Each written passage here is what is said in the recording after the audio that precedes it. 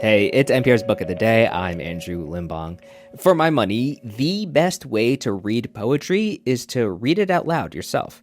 The second best way to read poetry is to listen to someone reading poetry, someone who really knows how to read poetry.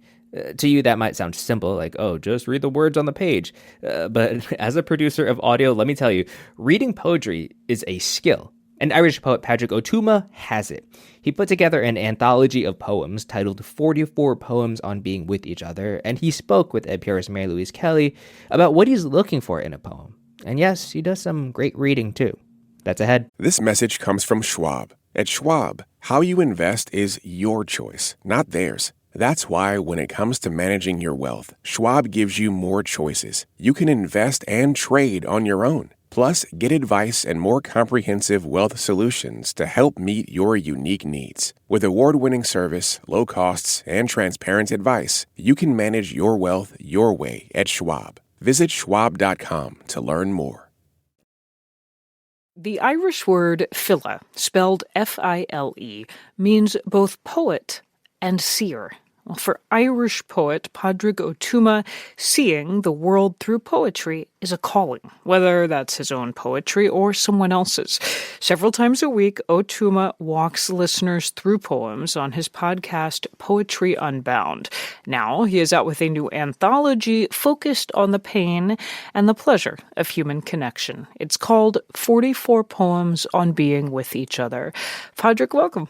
Thanks, Mary Louise. There are a lot of poems out there about a whole lot of different kinds of relationships. How on earth did you narrow it down to 44? I'm not entirely sure. I mean, I had spreadsheets of poetry, which I never thought I'd need to do. Sounds like an oxymoron to have a spreadsheet of poetry. Yeah, I know. Yeah. I should have done it on parchment or something that would have made it much more appropriate. With a quill pen, I was curious about how it is that poetry could speak to all kinds of experiences of the human condition. Joyful ones, as you mentioned, the pleasure of being with each other. Painful ones, difficult experiences, grief or shock, the demand to be with yourself as well, and that can be a mixture of all kinds of things. So I suppose I wanted to get poems in many different kind of categories about what it's like to be with somebody else or be with yourself. Well, let's talk about one of them, one titled Fear and Love by Jim Moore. And first, would you read it to us? Yeah. Fear and Love by Jim Moore. I wish I could make the argument that a river and a sunset plus a calm disregard of the ego are enough. But whatever comes next must include tents in the parking lot, that homeless camp on the way to the airport, and the hole in your cheek from the cancer removed yesterday. I said last night, in the few seconds before I fell asleep, you do realize, don't you, everything is falling apart? You said, okay, I'll try to keep that in mind. And now it is starting to be late again, just like every other night for the last 75 years. Fear and love, a friend said in an impromptu speech at a surprise birthday party. We all live caught between fear and love. He tried to smile as he spoke, then sat down. Yesterday, you saw the moon from the operating table where they were about to cut you. Look, you demanded, and the surgeon bent and turned to see it from your angle, knife in hand. So much in that one. Why does this poem stick with you?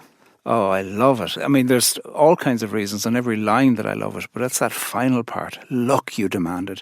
And then the surgeon being the one to obey the person upon whom the surgeon's about to do some surgery. The surgeon bent and turned to see it from your angle. Part of me thinks that one of the levels of this poem is thinking about the ways that we can affect each other, even when you're in a situation where you were about to be operated on. Like this person is able to say to the person with all the skill and all the health, look, and he does that, and he has knife in hand. We're so close to each other, we can hurt each other, we can change each other, and we can show each other what we're able to see from our points of view if we'd only dare to demand or ask or offer. You do include personal anecdotes, almost like diary entries that accompany these poems. It's your own analysis. Why did you want us to see these glimpses of your own life? Well, I suppose I'm interested in how it is that people can turn to a poem and feel like the poem's in conversation with yourself. So partly by bringing parts of my own life, I want to show here's what you can do, that it isn't just about looking at the technique of metaphor or how many stanzas or whether there is or isn't rhyme or a particular kind of form. It's also about saying, oh, that line makes me think of that thing that happened to me yesterday. One of the poems in the book is a Langston Hughes poem, and I chose that because somebody had written to me a few years ago on Instagram and said that there had been a close friendship that had fallen apart, and was there a poem for her? And so I suppose we're often looking for a small secular liturgy for our lives, and poetry can provide that sometimes. So, drum roll, let me turn to, you did just publish a collection of your own poetry. It is titled Yes. Kitchen Hymns. Congratulations on that. Thanks very much. On the jacket, you write that the collection is, and I'm quoting, structured like a ghost mass where God has disappeared, but longing still has things to say. And I read that and thought, that's absolutely beautiful, and also I have no idea what it means. What does it mean, Pádraig Ó Tuama? I'm mostly interested in hearing what you don't think it means. Where God has disappeared, but longing still has things to say. Are you circling us back in a way to that idea of human connection? Well, I am. And also, I suppose God is just a noise we make to contain something about what it is we long for and our relationship with our longing. I trained in theology, and to fixate too much on the word God, I think, is to miss out the fact that prayer arises naturally in the human heart, whether or not anybody has a relationship to formal religion. So a ghost mass for me is using structure and trying to say, you can come here whatever you think about this sound we make with our mouths, God, because there's yearning in the human heart. There is a whole section of your book where every poem is titled, Do You Believe in God? Why did you set it up that way? Well, I think that phrase, certainly I came across it in quite an aggressive way, where there used to be evangelical missionaries from the north of Ireland would come to Cork, where I grew up, and would ask everybody, the priest, the nun, people on the way in and out to Mass, do you believe in God? And it felt like a trap, and the question wasn't, do you believe in God? It's, do you believe in God in the proper way, as dictated by me? Do you believe in that? And I got to know some of them. They were lovely people. And so I've been interested for a long time in what happens with that question, do you believe in God? And what's it like if the you is structured in a way of profound exchange rather than a trap? I'm less interested in the word believe and much more interested in the word you. Would you read us out with the one, again, titled, Do You Believe in God? The one that begins, I turn to you. For sure. Do you believe in God? I turn to you, not because I trust you or believe in you, but because I need a direction for my need. You, the space between me and death. You, the hum at the heart of an atom. You, nothing. You, my favourite emptiness. You, what I turned away from and will turn to. You, my ache made manifest in a dress. You, silent you, what my friends saw as they died. You contain what's not containable. You, shape of my desire.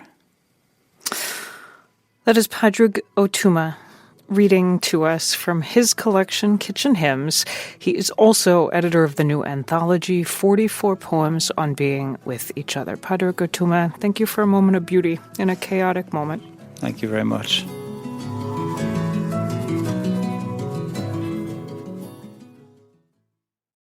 This message comes from Best Western Hotels and Resorts. From adventures to new places, Best Western has you covered. With over 4,000 hotels worldwide, you're sure to find the right hotel for your next getaway. Life's a trip. Make the most of it at bestwestern.com.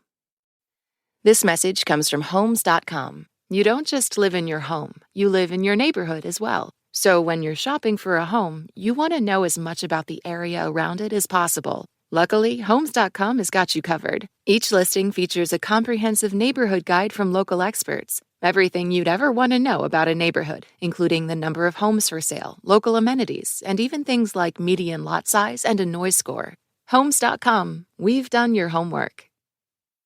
Support for NPR and the following message come from Boll & Branch. Change your sleep with the softness of Boll & Branch's 100% organic cotton sheets. Feel the difference with 15% off your first set of sheets at bollandbranch.com with code NPR. Exclusions apply. See site for details.